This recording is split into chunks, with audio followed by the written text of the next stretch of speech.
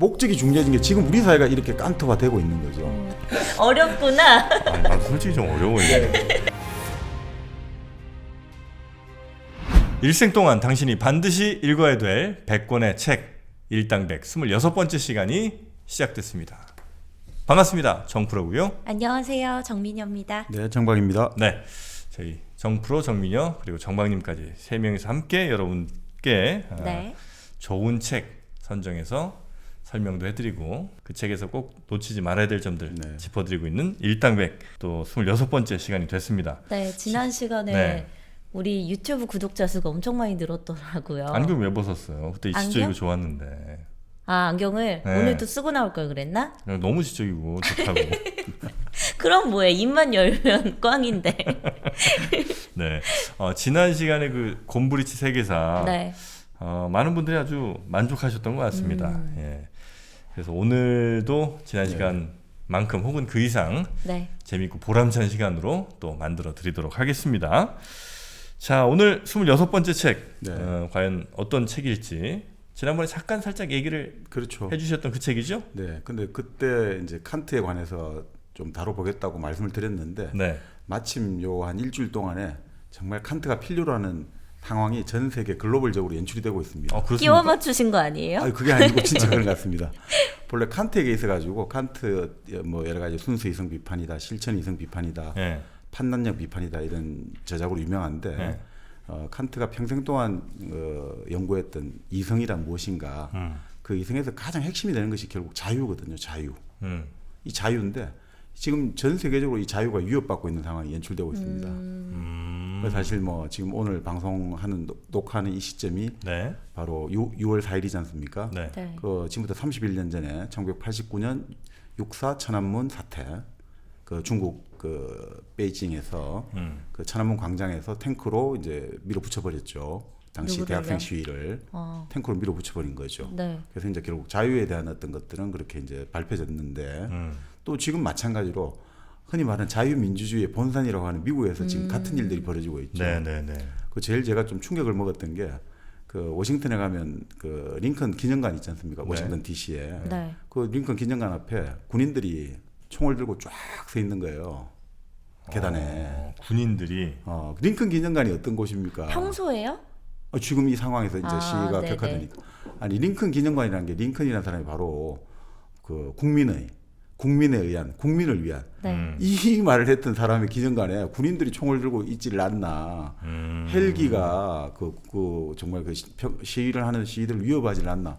이 뭐 어떤 식으로 설명할 수 없는지 이런 뭔가 자유가 위협받고 있고 민주주의가 지금 아주 위협받고 있는 상황이 연출되고 있고 이럴 때 사실 정말 필요한 게 바로 칸트의 우리가 이성 그리고 칸트가 그 이성 체계에서 가장 핵심으로 봤던 실천하는 자유 네.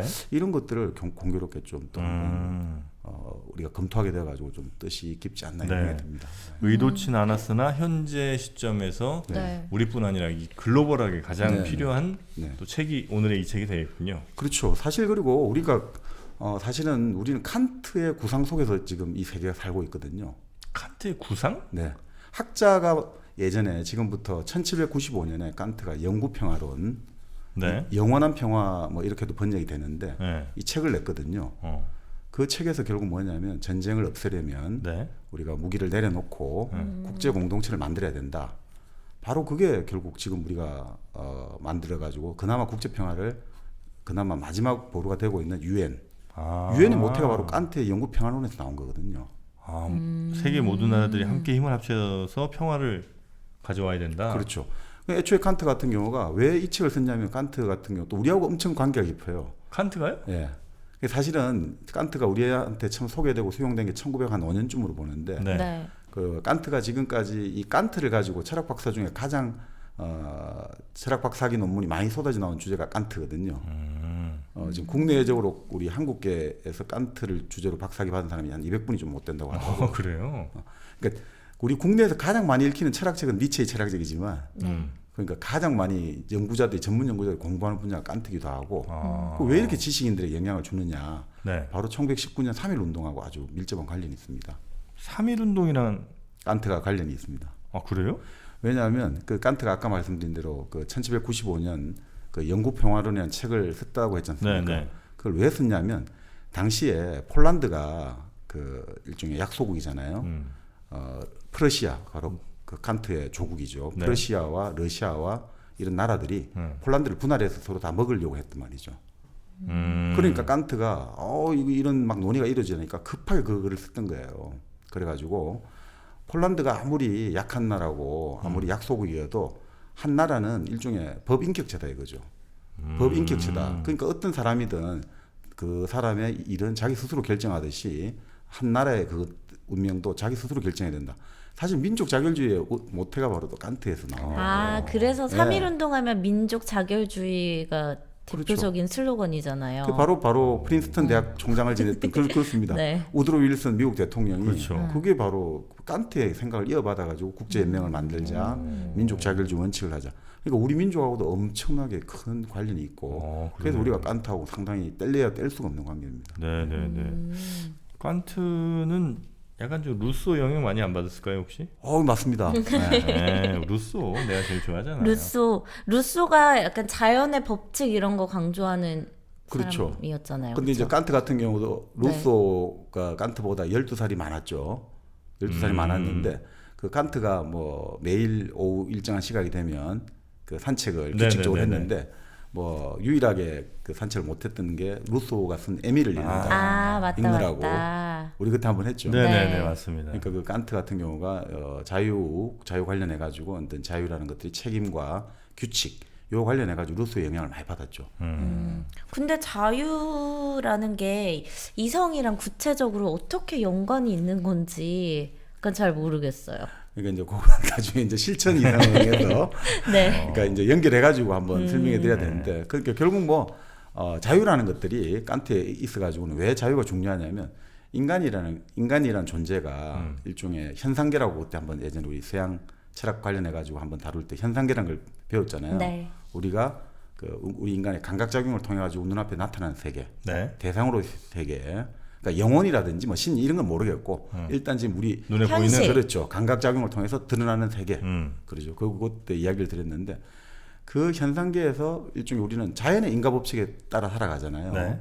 그런데 그것들을 넘어서서 자연의 어떤 현상계를 넘어서 가지고 우리가 어떻게 보면 감각으로 경험으로는 도저히 알 수가 없는 예지계라고 하죠. 예지계라고 하는데 그 세계로 우리가 영원히 갈 수 있는 것들의 가능성이 바로 자유를 통해서 갈수 있다고 합니다. 현상계에서 예지계로 갈 수 그렇죠. 있는 예. 유일한 방법이 자유. 자유.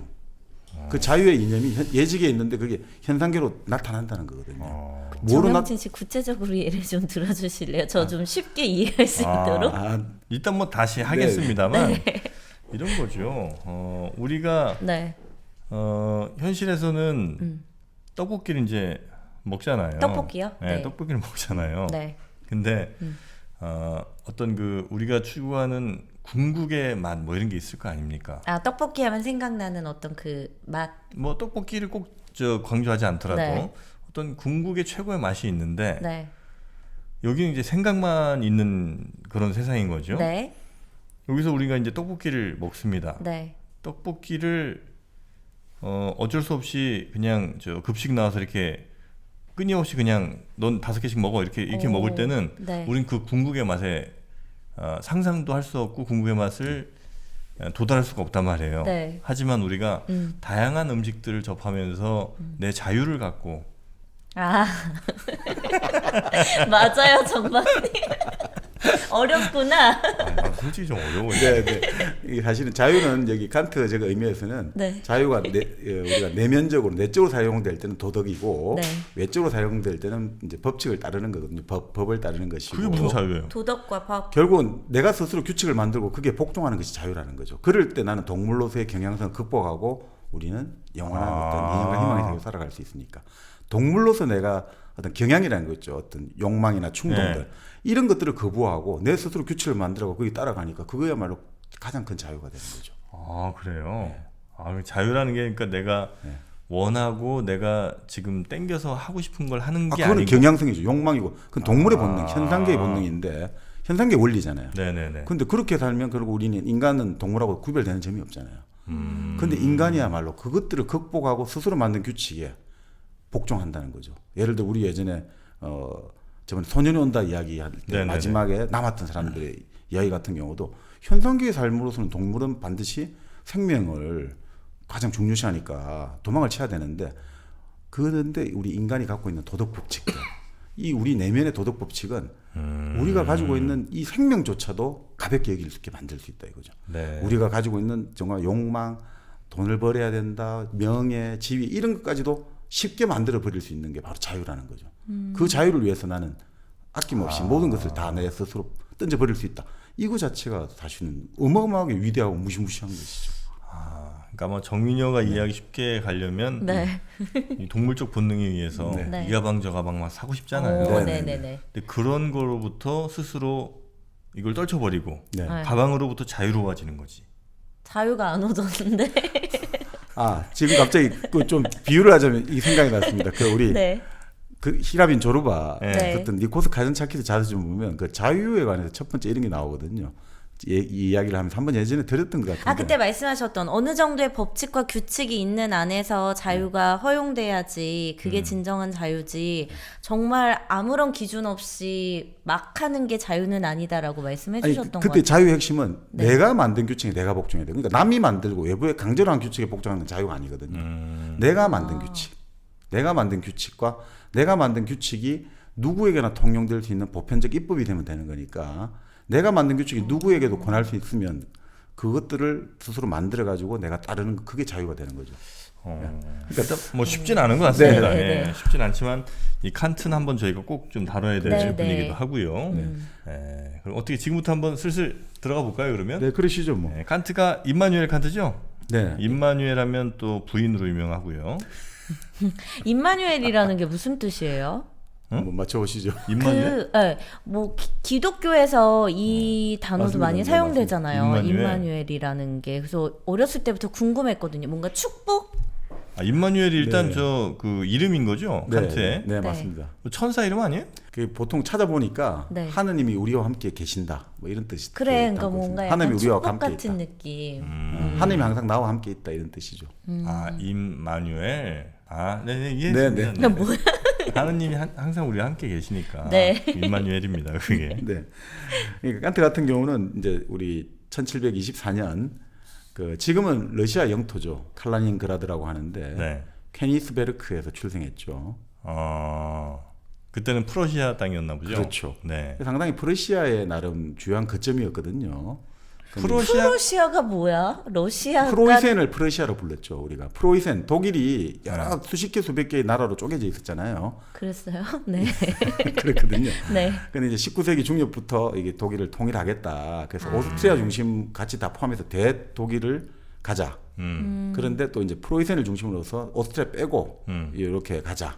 그래서 결국 프로이센 중심에 우리가 흔히 아는 비스마르크 네네네. 그 수상이 중심이 돼가지고 결국 이 프로이센이 그 주도권을 잡아가지고 독일을 통일을 한 거죠. 그럼 지금의 독일이 그 독일인 네, 거죠? 그 프로이센에서 쭉 내려오고 있다 생각하시면 됩니다. 그 전까지는 뭐 독일이라는 나라가 뭐 있었던 건 아니고 그렇습니다. 조만한 영주들 뭐 조만한 나라들 뭐 이렇게 있었을 그렇죠. 때. 영방이라고 그때 우리가 불렀죠. 네. 그런 나라들이 있었는데 네. 그 바로 이제 그런 프로이센 지방의 네. 그 케니스베르크라는 도시에서 태어났죠. 칸트 같은 경우는 뭐 사실 태어나서 케니스베르크 주변을 벗어난 적이 거의 없다거든요. 평생을. 아 그래요? 사실 칸트 같은 경우는 1804년에 돌아갔으니까 그 당시로는 그 만 80까지 살았으니까 오래 사셨네. 요즘 치면 한 100살까지 네. 사신 거죠. 네. 결혼을 안 하고 평생 독신으로 살았죠. 너무 예민하시구나. 아니 예민한 것보다 네. 이 사람은 공부를 하고 싶어 하고 학문을 해야 되는데 집안이 그렇게 부유한 편은 아니에요. 네. 아버지가 그 말 관련된 여러 가지 용품 판매하시고. 이런 것들을 만드는 장인 이런 네. 만드는 사람이고 어머니가 아주 독실한 기독교인이라 가지고 어머니 영향을 많이 받았는데 11남매인가 좀 남매가 많더라고요. 그 중에 넷째인가 좀 중간에 태어나가지고 네, 네. 어릴 때부터 몸도 좀 약하고 작고 근데 이제 공부라든지 이런 데 재능이 많았고 그래서 이제 케니스베르크 대학을 들어갔는데 그 뭐 지금도 그렇지만 그때는 더 어렵잖아요. 이게 대학을 나와가지고 네. 특히나 이 철학을 해가지고 한다는 먹고 게 살기가. 예.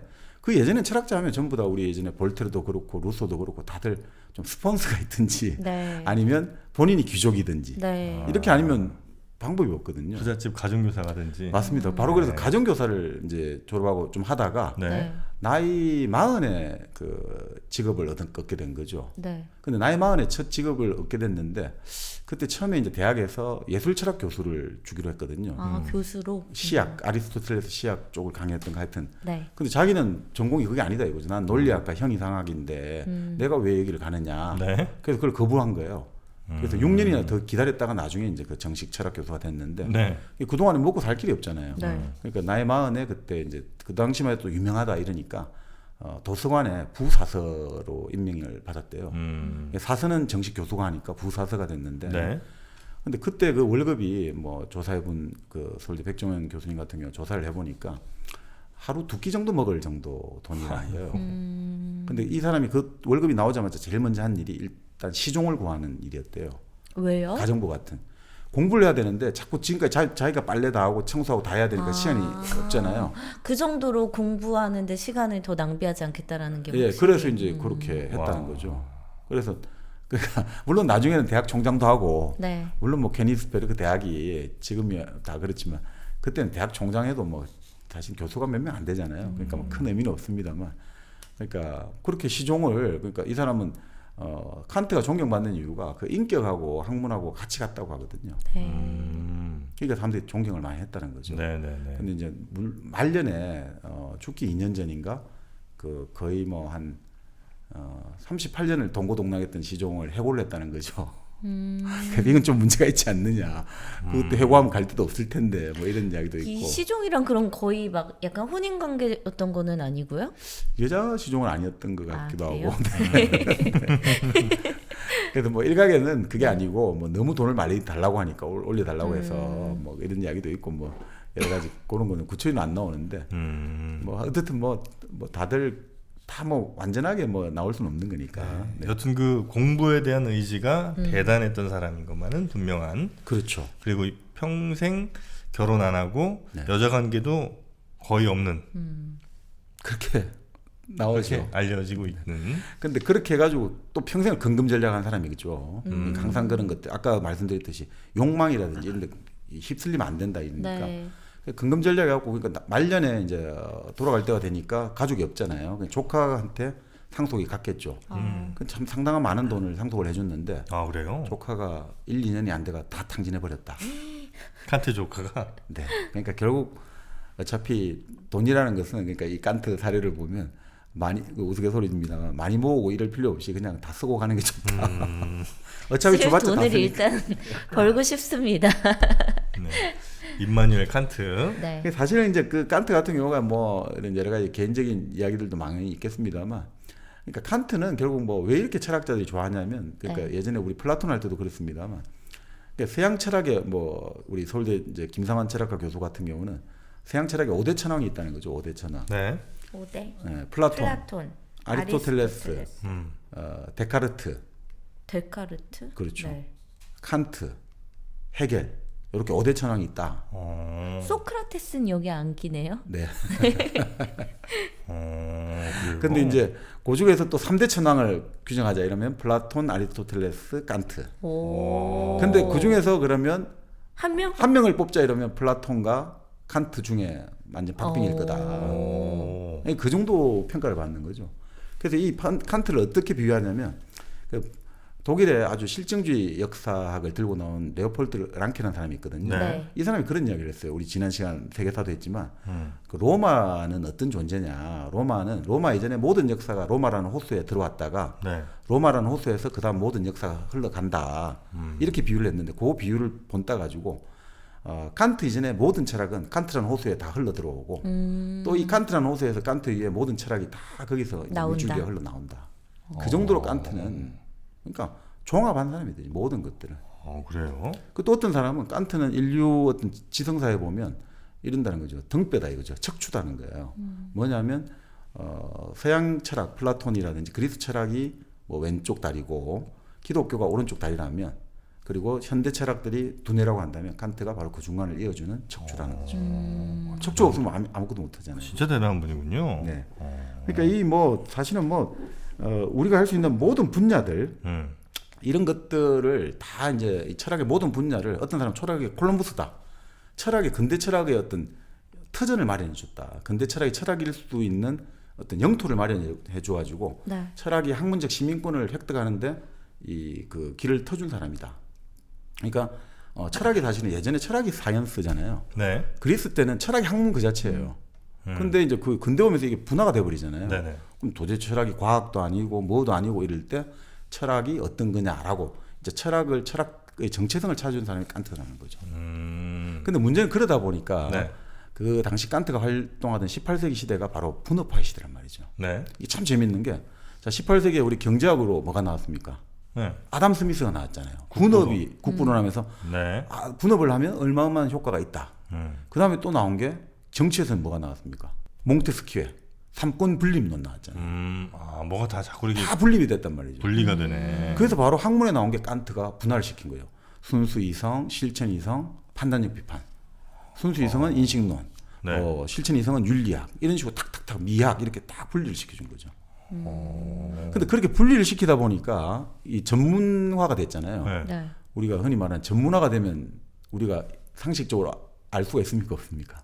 모르죠. 전문가는 자기들끼리만 쓰는 용어를 네. 쓰잖아요. 네. 그러니까 우리가 알기가 힘든 거죠. 그러니까 칸트의 용어가 이 철학의 용어, 이제 이쪽 말로는 그 전문적 학술 용어, 일종의 그 테크니컬 텀즈라고 하는데 네. 이런 용어들을 우리가 이해하지 못하면 이해를 할 수가 없는 거거든요. 그래서 어렵군요. 그러니까 이걸 먼저 개념을 모르면 뭐 예전에는 오성이라 불렀는데 오성을 지성이라 부르고 뭐 감성이 뭔지 직관이 뭔지 상상력이 뭔지 규정적 판단이 뭔지 심리적 판단이 뭔지 이런 것들을 다 하나씩 개념을 규정하고 착착착착 나가야 되니까 이게 사실은 우리가 좀 접근하는데 좀 네. 쉽지가 않다.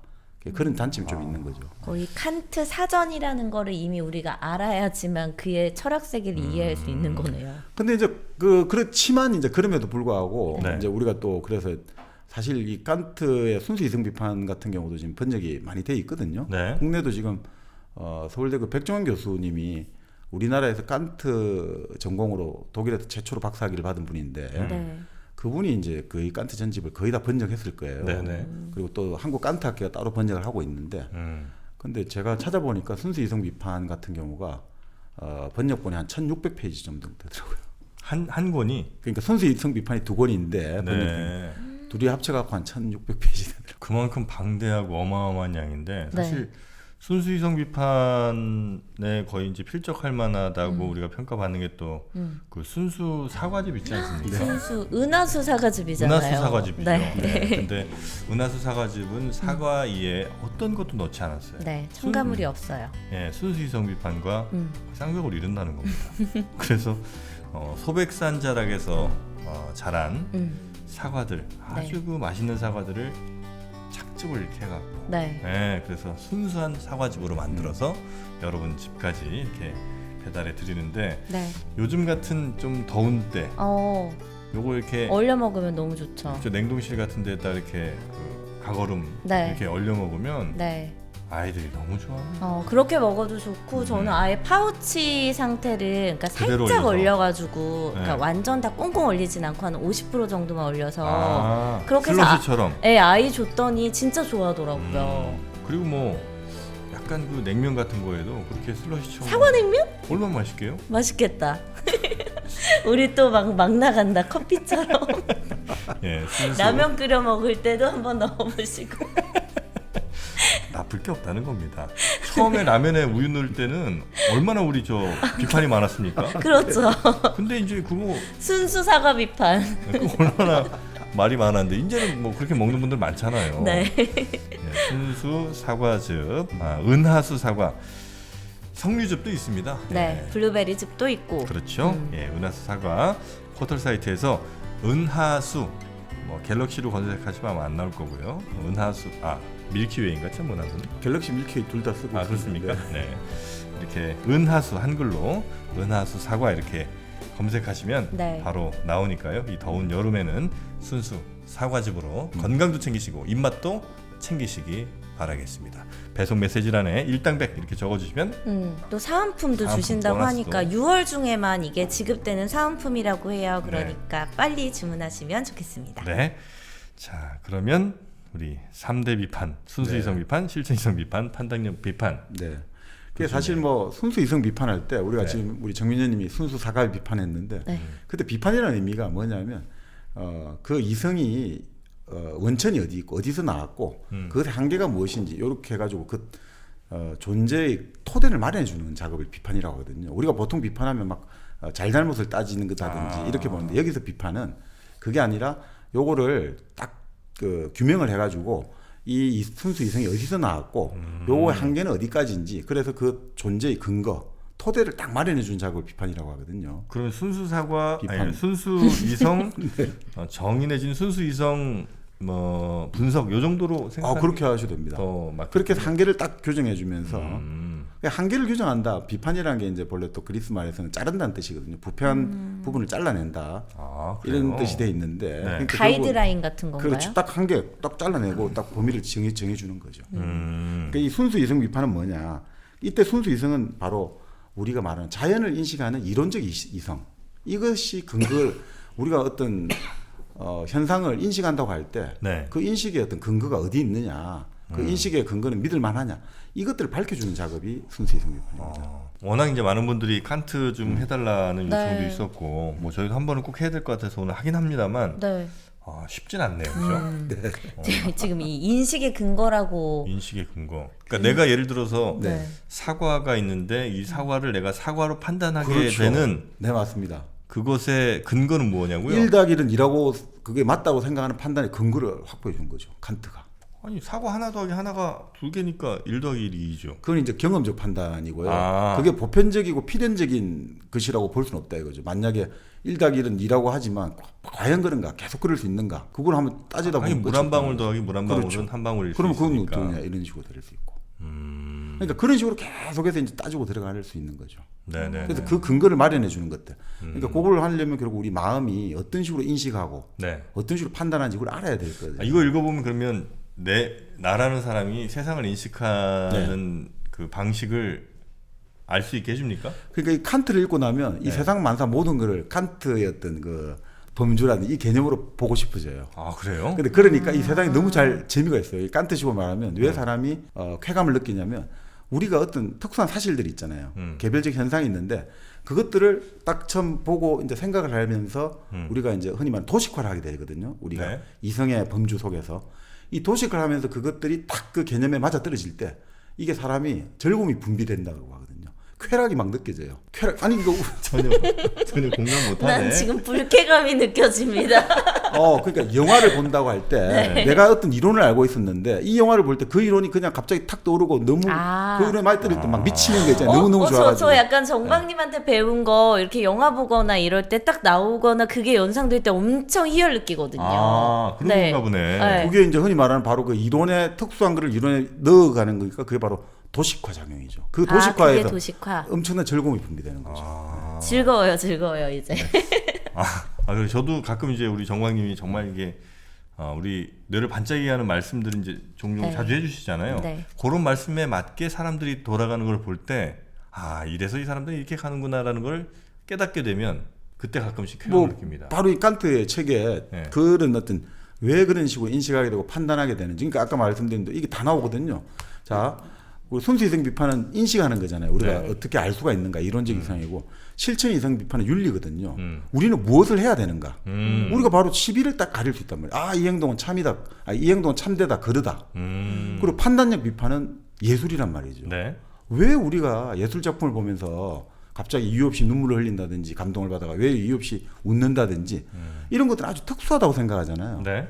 그리고 보통은 우리가 이제 아까 지금 말씀드린 대로 특수한 상황을 보편에 넣었을 때 우리가 쾌감을 느끼는데 이 예술 작품 그것을 넘어버리거든요.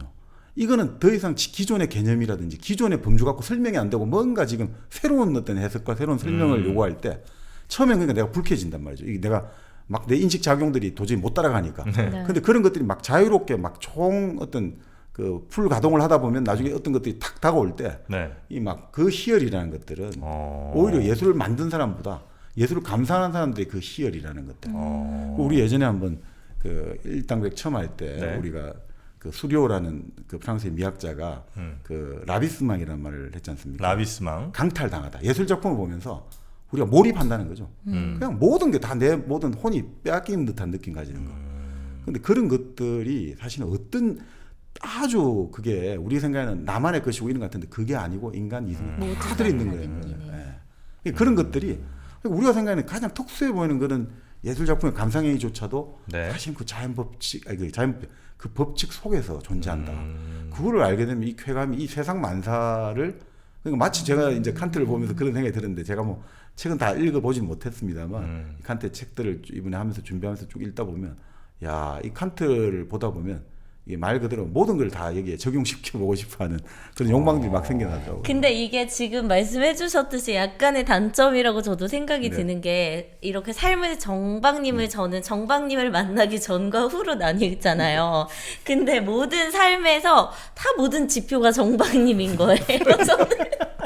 그래서 다 제가 맨날 저희 남편한테도 정박님이 이렇게 말하던데 이거 정박님이 이렇게 얘기해 뭐든지 다 이쪽에 대입을 시키는 약간의 단점이라면 단점 너무 절대화된 아니 그러니까 제가 말한 게 아니고 저는 이제 소개자 제가 이제 그게 저는 이제 말 그대로 소개자만 하니까 해설자도 아니고 소개자니까 야, 근데 이 칸트의 책들을 쭉 만약에 다 읽고 내 것으로 만들면 거의 모든 내 인식과 판단과 이런 것들은 칸트에 의한 칸트가 만들어놓은 그 그림 속에 다 껴놓고 싶은 그런 욕망이 예, 생긴다 이거죠. 그러니까 그게 뭐 칸트가 진이고 맞다 이런 게 아니고 그만큼 이 칸트가 모든 분야에 걸쳐가지고 그러니까 칸트가 왜 아까 말씀드린 대로 모든 것들이 칸트에서 왔다가 칸트로 나아가냐면 그 지금 말씀대로 바로 그런 순수 이성 비판이나 실천 이성 비판 그리고 판단의 비판에서 그런 인식론과 윤리학과 그리고 미학 예술에 관해 가지고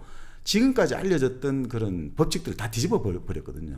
우리가 흔히 말하는 코페르니쿠스적 전해라는 게 단순하게 그때 예전에 한번 우리 인식 주체와 대상사의 관계만 역전한 게 아니라 다 역전시켜요. 전부 모든 것에 다 역전시켜버려요. 그래서 이 사람이 이 코페르니쿠스적 전환이란 말을 본인은 직접 하지 않았지만 그런 정말 위대한 철학자다 이런 말을 쓸 수가 있는 거죠.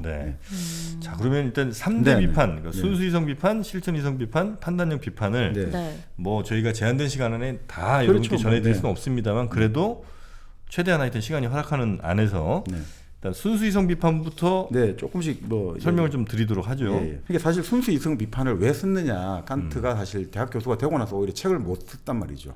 바빠서요? 이 바쁜 것보다는 뭔가 하여튼 여러 가지 상황이 좀 있었군요. 그래서 이 46세에 교수가 됐는데 57세에 나온 책이 바로 순수 이성 비판이 한 10년 정도 걸려서 그리고 그 이후에 한 10년에 걸쳐 가지고 실천 이성 비판, 판단 비판 이 칸트의 황금 시대라고 하는데 한 10년간에 이게 근데 처음 이 책을 내고 나서 이 책이 말입니다. 그 전에는 책들 다 라틴어로 썼거든요. 우리가 예전에 뭐 우스갯소리 우리 예전에 연암 박지원, 다산 정약용 전부 다 한문으로 썼잖아요. 그 예전에 유럽 사람들은 학문의 언어는 다 라틴어였으니까. 근데 칸트는 이 책을 가지고 최초로 독일어를 썼어요. 그러니까 독일어로 쓴 물론 다른 책도 있습니다만 아주 위대한 책 중에 첫 번째가 바로 칸트의 순수 이성 비판입니다. 이건 근데 처음 책을 내가 이제 완전히 다 뒤집어질 거다. 이 독일 지성계가 뒤집어질 거다 했는데 아무도 반응이 없어요. 학자들이 안 읽구나. 이해를 못할 것 그렇죠. 같아요. 1년 지나서 참 서평이 나왔는데 이게 칸트가 완전히 격분을 한 거예요. 완전히 자기를 오독했다 이래가지고 다시 이제 이 책을 좀 쉽게 요약한 책도 쓰고 그러니까 이제 몇 년 뒤에 이제 다시 이제 개정판을 냈거든요. 그 서문에서 그런 이야기를 해요. 내가 왜 이 책을 썼느냐? 그러니까 인간들이 진실을 밝히는 여러 가지 이제 좀 많은 여정을 걸어왔잖아요. 근데 끝없는 착오가 계속 일어난다 이거죠. 그 당시 예를 들어가 영국에서는 경험론, 모든 인식은 경험에서 나오고 그 넘어서는 뭐 다른 건 없다. 근데 그 프랑스 대륙의 합리론, 우리는 본유관념이라 해서 처음부터 타고난 원리가 있다. 그래서 맨날 그게 비생산적으로 끝나거든요. 칸트가 이제 이것들 내 최종 종기를 지어버리겠다. 그리고 또 하나가 철학이라는 게 뭐냐 이거죠. 사람들이 철학하니까 옛날 그리스 궤변론자들처럼 이거 말장난하는 거 있잖아요. 뭐 네가 맞니 내가 절대 그렇지 않다. 철학은 이 사람 아주 재밌는 말이에요. 인류의 복지와 존엄을 위한 토대를 마련한다. 나는 이 책을 쓰는 이유는 인류의 복지와 존엄의 토대를 마련하기 위해서 쓴다라고. 인류의 복지와 존엄의 토대를 마련하기 위해서요? 네네. 이게 뭐냐면 결국 우리가 막 여러 가지 인식을 하고 이런 것도 있잖아요. 판단을 하고 하는 것들이 그 최종 목적이 뭐냐 이거죠. 지식을 쌓고 하는 목적이. 잘 살려고. 결국은 그렇지. 근데 잘 사는 것이 이제 그것도 네. 나중에 바뀌는데 예전에는 그 이제 우리 윤리에서 제일 중요한 게 잘 사는 거잖아요. 네. 그게 최고인데 이제 바뀌어 버렸는데 일단 어쨌든 그렇죠. 잘 사는 거잖아요. 그러니까 목적이 있어야 되잖아요. 그죠? 그래서 그 결국 이 철학은 인간 이성의 목적을 제시해야 된다 이거죠. 무엇이 이게 우리가 살아가는 것이 올바른 삶이고 어떻게 살아야 되는 거지. 이것들 이 선택을 할 때 철학의 원칙을 발휘해야 된다는 거죠. 그러니까 그런 거 아니고 지식은 많잖아요. 계속 쌓이고 쌓여가는데 그 네. 이성들은 이런 방향 저런 방향 많지만 왜 이제 우리 인간이 이런 이성을 공부를 하고 하느냐. 결국은 우리가 여러 가지 목적이 있고 이럴 때 아니면 여러 가지 뭐가 있을 때 딱 하나 최종 목적을 만들고 원칙을 세워서 삶을 잘 영위하는 방법을 그게 복지 아니냐 이거죠. 그러니까 그런 것들을 철학이 도움을 줘야 된다 이거죠. 그리고 또 하나가 인간의 존엄성이거든요. 칸트는 진짜 인간 중심주의자거든요. 네. 그러니까 이 사람은 그러니까 인간이 뭐 그렇게 대단한 존재가 아니라고 다들 생각하잖아요. 인간이 네. 얼마나 참 비천하기도 하고 그렇잖아요. 얼마나 타락한 모습 보여주고 이랬는데도 불구하고 칸트는 그 신뢰를 잃지 않거든요. 인간은 정말 존엄한 존재고 목적 그 자체로 대우받아야 된다. 그러니까 이게 참 재미있는 것 같아요. 왜 이제 목적 그 자체로 존받았냐면 우리가 가치가 있는 거 있잖아요. 뭐 가치가 있다 이런 말 하잖아요. 네. 가치가 있는 게 두 가지가 있잖아요. 가치가 있는 거는 가치가 있는 거는 두 가지로 나뉘는데 하나는 가격이 붙어 있는 게 가치가 있고 네. 네. 하나는 가격을 붙일 수 없는 게 있죠, 그죠? 네. 그러면 가격을 붙일 수 있는 거는 가격표, 프라이스가 이제 가격과 붙이잖아요. 그리고 가격을 붙일 수 없는 거, 이건 바로 일종의 인간들이란 말이죠. 무슨 말이냐면 가격이 붙어지는 거는 교환이 가능하죠. 비교를 해가지고. 네네네. 자, 내가 옷이 10만 원짜리 옷이고 100만 원짜리 옷이 있다. 아유, 이왕이면 100만 원짜리 옷이 더 좋아 보여. 그리고 뭐 누군가가 야, 10만 원짜리, 100만 원짜리 너 이 물건 중에 어느 거 가져갈래? 뭐 아무리 뭐 여러 가지 하지만 비싼 물건을 이렇게 비교를 하게 되고 대체가 가능하잖아요. 내가 예를 들어 뭔가 좋은 어떤 볼펜을 가지고 있는데 내가 이건 참 뭐 나도 아주 의미가 깊은 볼펜이고 이러지만 이 볼펜 대신에 금으로 만든 1,000만 원짜리 볼펜 줄게 이러면 이럴 거잖아요. 네. 그러니까 이건 대체가 가능하다 이거죠. 네. 그러니까 이건 수단이다 이거죠. 그런데 값을 매길 수 없는 거, 존엄하다는 거는 그 이런 거죠. 부인하고 아들 네. 딸이 있는데 부인을 지금 부인 말고 이 세계에서 최고 미녀를 바꿔주겠다고 바꿔주겠습니까? 바꾸죠. 대체 가능하네. 바꾸죠. 바꿀 수 없죠. 수단입니다, 인간도. 그렇죠. 그러니까요. 바꿀 수 없는데. 바꿀 수가 없다 이거죠. 근데 현대 자본주의 사회에서는 상당수가 인간이 수단으로 바뀌었네요. 그렇죠. 그렇죠. 그러니까 그게 만약에 지금 말씀대로 인간이 이제 교환이 되고 수단이 된다는 것은 이제 인간이 복적 자체로 대우를 받지 못하는 상황이 됐다는 걸 반증하겠죠. 딴 뜻으로 말하자면. 너는 일당 얼마짜리야? 그렇죠. 이렇게 가격표가 붙으니까. 네. 근데 그럼 그 당시에도 인간이 수단으로서 가치를, 그러니까 수단으로서 뭔가 여겨지니까 이런 책을 낸 거 아니에요? 좋은 지적입니다. 그러니까 인간이 지금과 크게 다르지 않게. 그러니까 지금 이렇게 보시면 됩니다. 인간을 어떻게 네. 규정할 거냐에 달려 있는 거죠. 우리가 예전에 노예는 인간을 안 쳤잖아요. 그렇죠. 그 당시에 칸트조차도 수동적 인간이랑 이제 시민, 능동적 시민, 수동적 시민 구분해 가지고 네. 수동적 시민은 투표가 안 줘도 된다 뭐 이런 식이에요. 수동적 시민을 하면 예를 들어 뭐 그때 당시에 거기서는 뭐- 농노 전통이 강하죠. 농노가 살아 있고 그리고 또 예를 들어 가지고 이런 거 있잖아요. 뭐 다들 그러지만 그 초기 계몽 사상가들 네. 인간의 평등과 자유를 외쳤지만 그 로크 이런 사람들도 얼마나 외쳤습니까? 근데 로크도 항상 마차 타고 이럴 때 하인 등 구두발을 밟고 탔잖아요. 우리는 그래도 하마석에 있어갖고 너무 돌을 웃긴다, 밟고 타지만 진짜. 하인이 딱 엎드려 주면 그 등 밟고 올라타잖아요. 요까지는 인간이 아니니까. 아니니까 인간. 그러니까 지금 사실은요. 지금 우리가 이 목적이 중요해진 게 지금 우리 사회가 이렇게 깐트화되고 있는 거죠. 왜냐하면 지금 우리 잘 보세요. 지금 갑질이라는 게 대두되고 있잖아요. 네. 사실 우리 사회가 예전에는 사회적 약자, 여성, 장애인 이런 사람들은 흔히 말하는 인간 취급을 잘 못 받았어요. 근데 그게 갈수록 깐트식에 말하는 목적으로 지금 대우를 받고 있어요. 그러다 보니까 지금 사실 갑질 문화가 예전에 인식도 못 했거든요. 맞아요. 그게 뭐가 갑질이야? 인식을 못 당연한 거란 갑질이란 말 자체가 없었죠. 말이 없었어요. 그러니까 그런데 이제 인식하게 됐다는 거죠. 깐트적 의미에서 인간을 목적으로 하는 이 칸트의 생각들이 계속해서 지금도 살아있기 때문에 이런 것들이 지금 우리가 다시는 우리가 뭐 그런 이야기 하지 않습니까? 아, 상강우른이 무너지고 우리가 동방예의주국이 그렇지는 않다 보거든요. 예의의 가장 핵심은 인격을 존중해 주는 거잖아요. 그러면 우리는 갈수록 더 예의 바른 대한민국이 되고 있어요. 사람을 목적으로 대하고 남을 대할 때 나가 존중받듯이 남을 대하려고 노력하잖아요. 요즘 나보다 어리다고 처음부터 반말하는 사람 잘 없잖아요. 네. 예전에 그냥 무조건 반말해요. 그렇죠.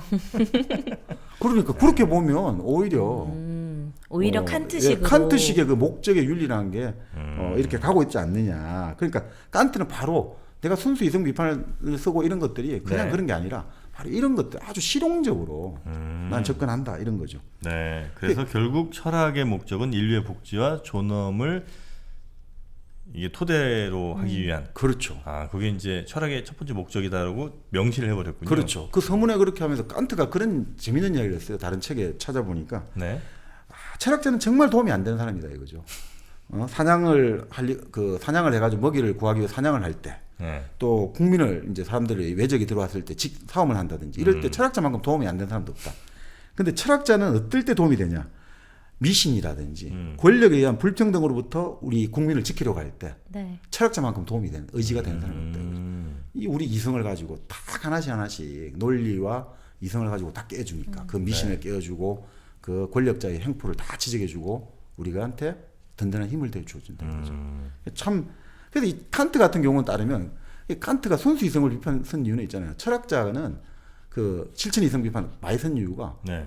지식을 찾는 게 철학이 아니라는 거예요. 우리 철학의 그리스 말이 뭐였습니까? 철학? 예, 철학. 필로소피잖아요. 네. 그때 원 뜻이 뭐라고 했습니까? 학문을 사랑하다였나요? 지혜를 사랑하는. 지혜를 사랑하다. 지식이 아니라 지혜를. 지혜를 사랑하다. 그 지혜의 핵심은 결국은 아까 말한 분별력. 네. 그리고 어떤 인격, 인품을 키우는 거다 이거죠. 그래서 그 서울대 이제 백종원 교수님 같은 경우는 요즘 철학자를 자꾸 논문을 쓰는 사람을 학자라고 하는데 아니라는 거예요. 인격이 훌륭하면 학자라는 거죠. 논문 한 편 안 써도 인격이 훌륭한 사람이 학자지. 논문은 많이 썼는데 인격이 개차반이면 그건 학자가 아니다. 그러니까 칸트의 의미는 그런 거였다는 거죠. 철학이 진짜 우리 세상, 우리 사회 뭐 사는데 네. 어마어마한 영향을 네. 알게 모르게 많이 끼치는 것 같긴 한 네. 게 네. 사실 우리가 뭔가 이 가치 판단을 한다거나 여기에 우리가 꽤 철학자들의 생각들을 은연중에 많이 탑재하고 있는 것 같기도 해요. 예를 들면 뭐 약한 사람 괴롭히지 말라. 뭐 그런 것도 거라든지. 그렇고 네. 아니면 무슨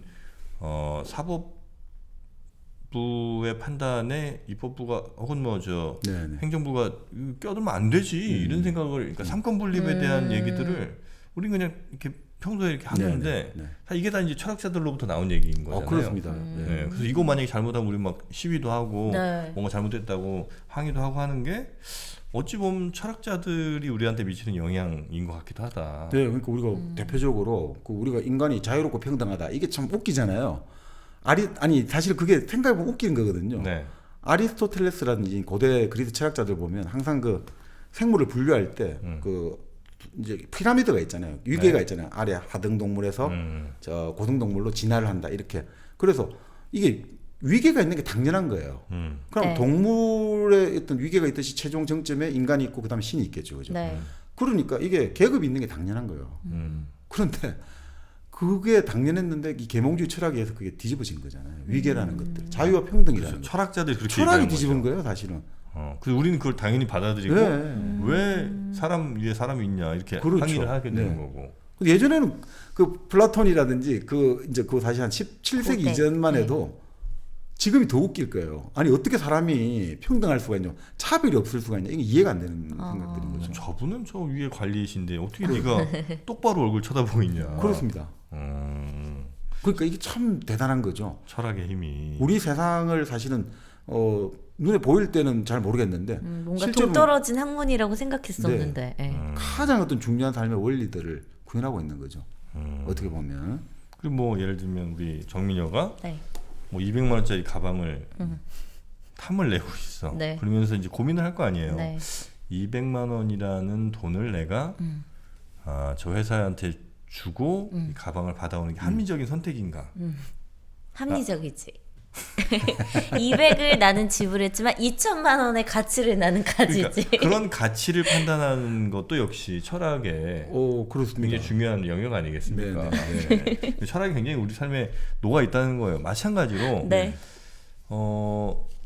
예를 들어 내가 5천 원을 주고 그냥 뭐 어디 있는 커피숍 커피숍. 가서 먹을 수도 있죠. 네. 그것도 뭐 나쁜 일은 아닙니다만 네.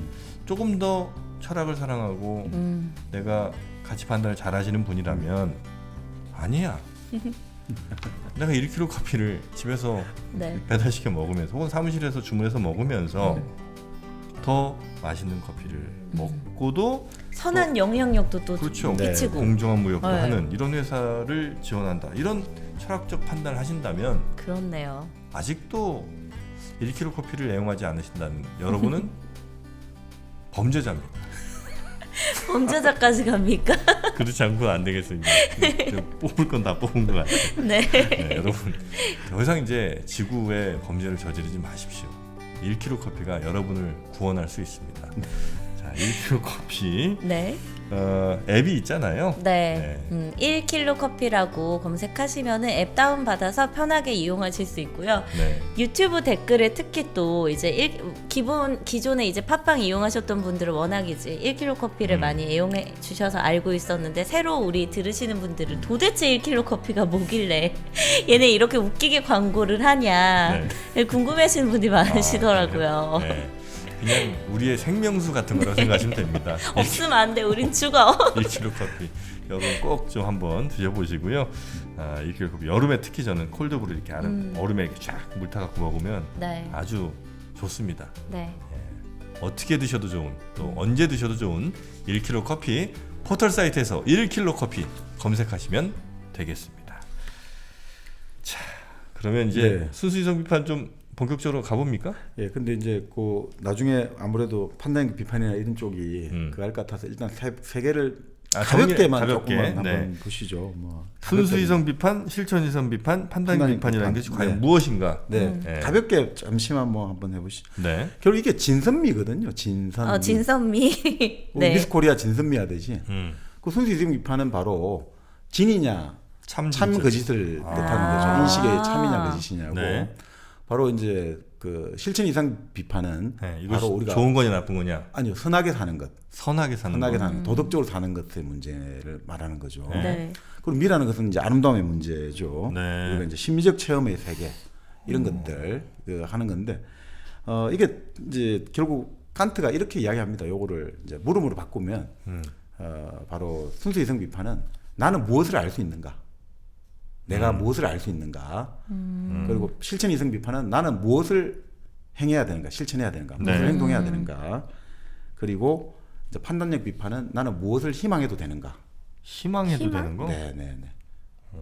그리고 이런 세 가지 질문을 다 아울러 가지고 그 네. 최종적으로 수렴하는 질문은 뭐냐면 인간이란 무엇인가? 이렇게 보는 거죠. 인간이란 무엇인가? 이 세 가지 비판을 읽으면 네. 대체로 우리가 철학적으로 궁금한 거의 모든 문제들이 다 이 안에 녹아 있습니다. 네, 네, 네. 아, 그래요? 왜냐하면 순수 이성 비판은 결국 기본적으로 그 이제 형이상학, 우리가 흔히 말하는 영혼, 네. 신, 우주, 네. 우리가 뭔가 초월해 있다고 생각하는 것들 이런 것들을 이제 그것들이 지금까지 왜 이렇게 잘못 쓰여져 왔는지를 다루고 있고요. 그리고 그걸 통해서 결국 인식론하고 같이 간다는 걸 보여주거든요. 네. 그리고 말씀 그대로 이제 실천 이성 비판은 사실 철학이 우리에게 관련되는 건 윤리학이거든요. 윤리거든요. 그러니까 어떻게 우리가 행동해야 되고 우리가 어떻게 하는 것이 왜냐하면 인간 사회라는 것은 결국 공동체잖아요. 네. 이 공동체 서로 살아가니까 그러니까 이런 말 조금 더 가면 근데 칸트가 본래 왜 이 칸트가 근대 철학을 열었냐고 한다면 예전에는 그 사회 근대 사회 이전에는 농촌 사회고 단일한 사회잖아요. 네. 그러니까 이 서로 간에 합의하기가 좋잖아요. 어떤 게 좋은 거다. 어떤 삶이 좋은 삶이다. 네. 그 사람 어떻게 하는 게 좋은 인격자다. 그냥 같은 공동체니까 그 공동체에서 인격자 상이 딱 나오잖아요. 네. 그럼 거기에 따라 살아가니까 그럼 그런 게 좋은 거고 합의가 쉽잖아요. 네. 근데 근대 사회가 되니까 이 도시에 막 별의별 사람들이 다 모여 살잖아요. 합의가 안 되는구나. 기독교 사람도 있고 네. 이슬람도 있고. 근데 그 사람들이 합의가 되겠습니까 이게? 그럴 때는 어떻게 해야 되냐? 누구나 지켜야 되는 최소한의 규칙. 그리고 이거 무조건 따라야 된다. 그죠? 보통률 같은 게 있어야 되는군요. 네네네. 그 법이라고 도덕법칙 이렇게 하는데 이런 걸 가지고 사실 누구나 이거는 무조건 따라야 되는 것. 네. 이렇게 해야지 이 사회가 돌아가잖아요. 그러니까 사실은 어떻게 보면 칸트 이전의 사회 삶 그 윤리나 이런 것들은 개인주의가 아니죠. 공동체주의고 칸트는 바로 이 도시 사회에서 다양한 사람이 살아가는데 지켜야 되는 딱 그것만 있는데 그 다음엔 그건 개인의 삶이거든요. 네. 그러니까 오히려 칸트가 개인주의 철학을 열어준 사람이기도 하고 그리고 아까 말씀드린 판단력 비판 같은 경우는 예술이라는 것은 아주 주관적이고 특별한 경험을 갖지 않습니까? 네. 근데 그게 아니고 아주 그것도 보편적이고 필연적인 그 판단력의 어떤 이성의 작용을 통해서 일어난다. 이걸 보여주거든요. 그럼 이 칸트 같은 경우는 보편적인 미 혹은 절대적 미의 기준이 있다고 보나요? 보편적 미나 절대적 미의 기준을 보다 우리가 아름다움을 느끼고 숭고함을 느낀다는 걸 가지고 이제 이야기를 설정하거든요. 그러니까 판단 비판을 어떻게 시작하냐면 자, 이 판단력이라는 게 뭐냐면요. 네. 우리가 이성이라는 게 사변적 관심이 있어요. 이성도 욕망이 있거든요. 뭘 알고 싶다는 욕망이 생겨요. 몸이 이제 우리가 욕망이 있듯이 이성도 욕망이 있거든요. 근데 이성이 사변적 관심, 뭔가 이론적인 데 가는 게 이제 이론 이성으로 가고, 이성이 뭔가 실천하는 거, 행동하는 데 가면 이제 그 말하는 실천 능력과 관련해 가지고 아까 실천 이성 비판으로 가고, 근데 이성이 이제 그 쾌와 불쾌 있잖아요. 보고 좋더라, 불쾌하더라 이렇게 가면 예술로 가면 감정으로 가면 그게 이제 판단력으로 가거든요. 판단력이 그 감정. 사변적이라는 말이 좀 어려워요. 사변. 그러니까 사변이라는 것은 우리가 사변이라는 것은 추상적으로 생각이 전개되는 것들 있죠.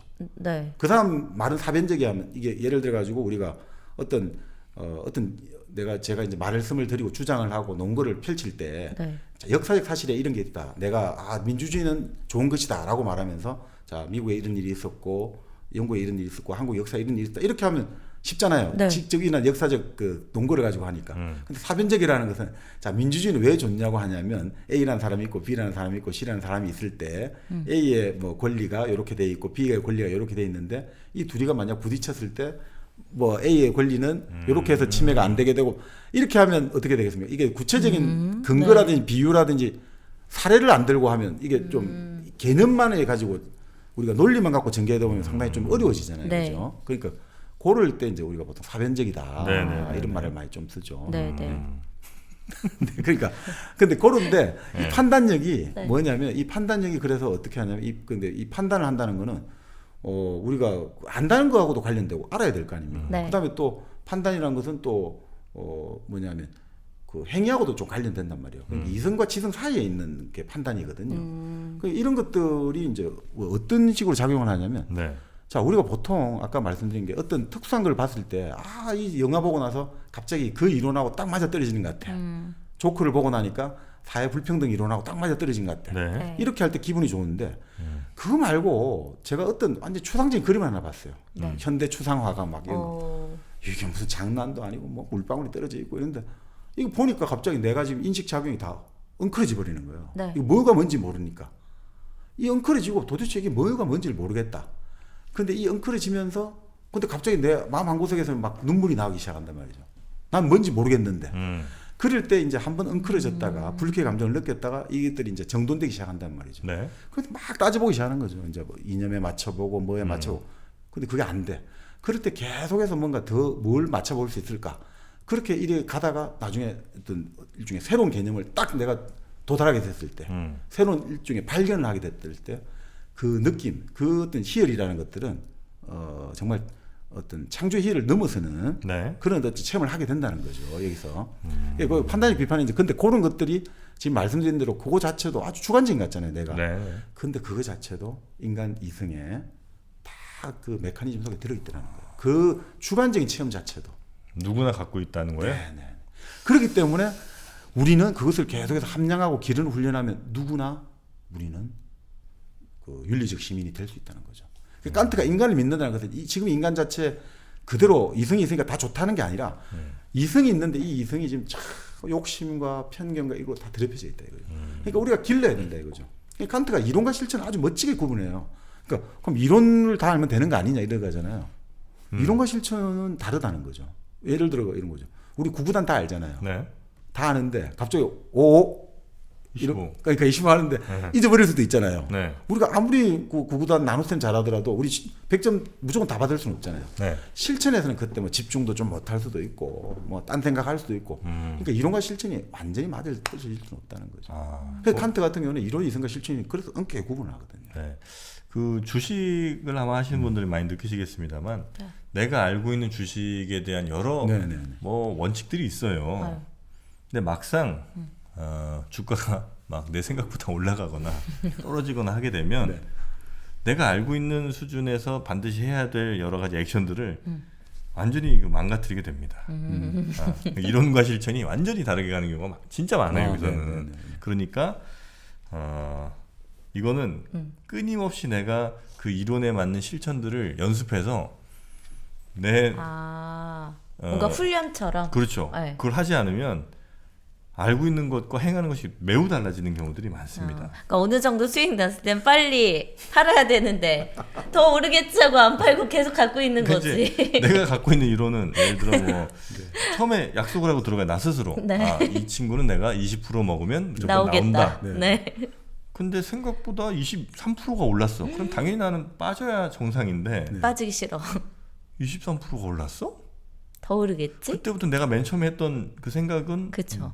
어디론가 사라지고 지금 23% 오른 그 돈이 내 본전 같이 느껴져요. 네.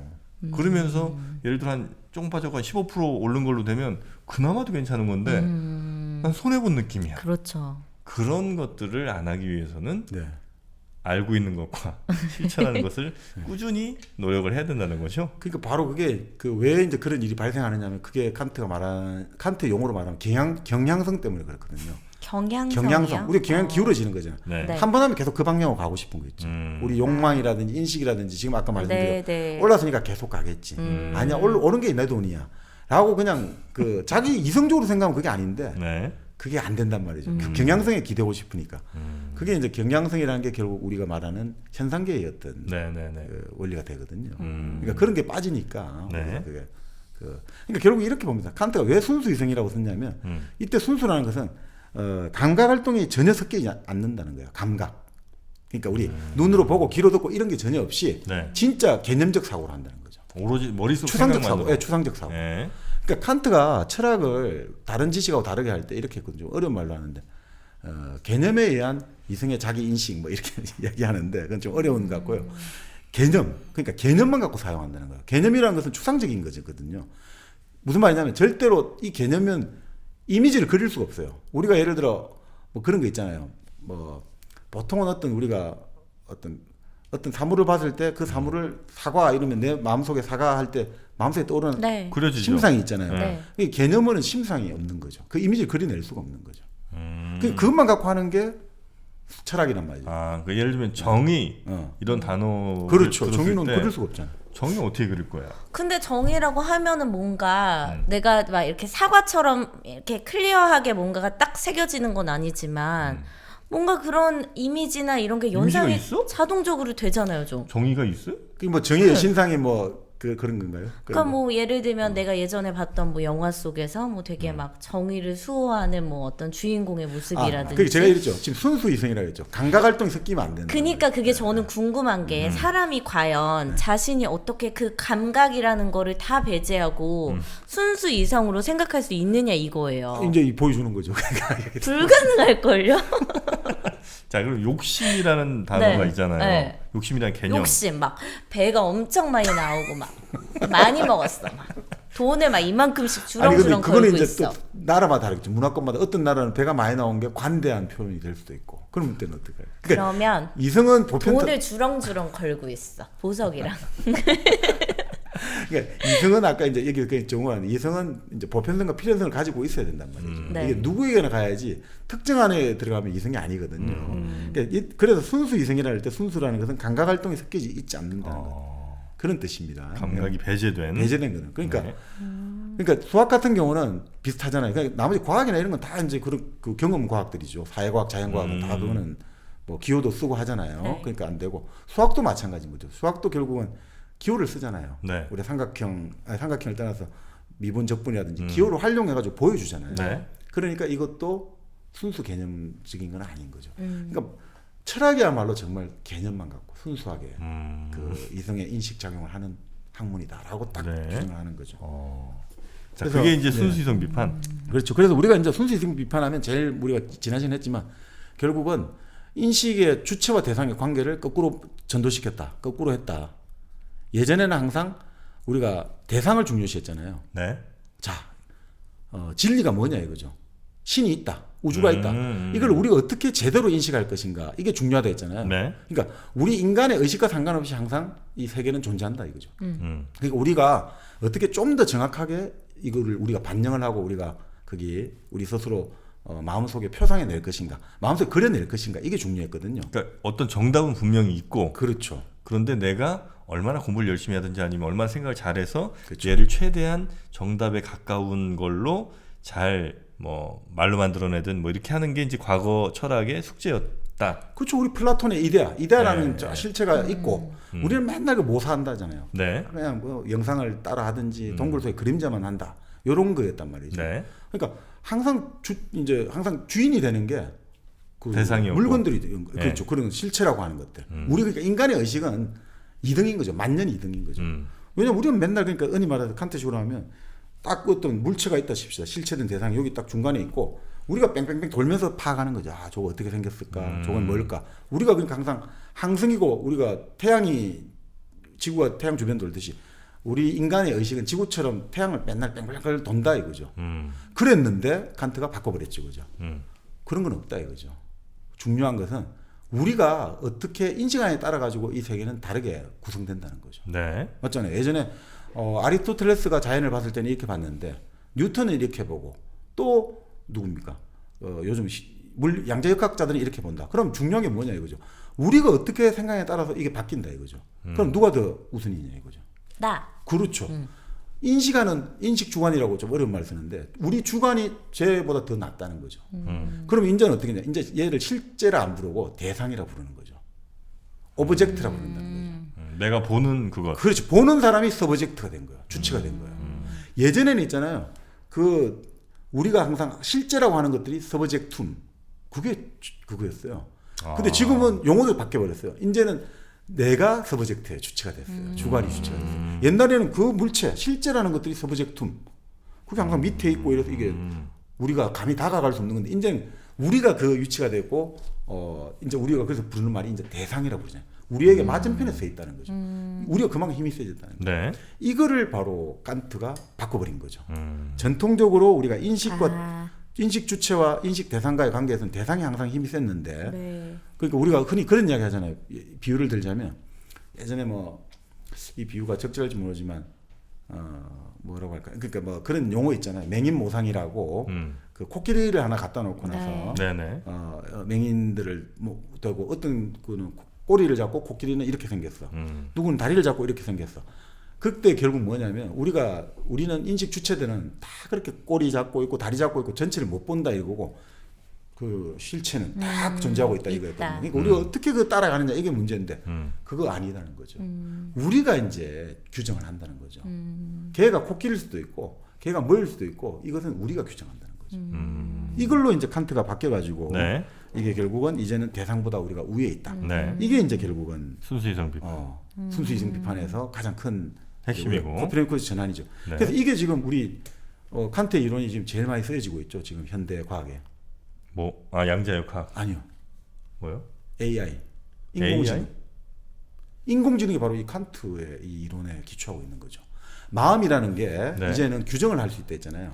예전에는 우리가 그 마음이라는 게 대상을 어떻게 하면 정확하게 반영할까? 거울처럼. 그러니까 옛날에 마음을 거울로 비유했거든요. 네. 잘 비춰야 된다. 정확하게. 그러니까 우리가 항상 그런 이야기 하잖아요. 동생을 막론하고 마음을 갈고 닦아라. 마음이 거울이거든요. 그리고 마음이 깨끗해야지 저 대상을 잘 정확하게 비추지 않겠냐. 네. 그런데 그게 아니다. 칸트에서는 우리가 더 유리해.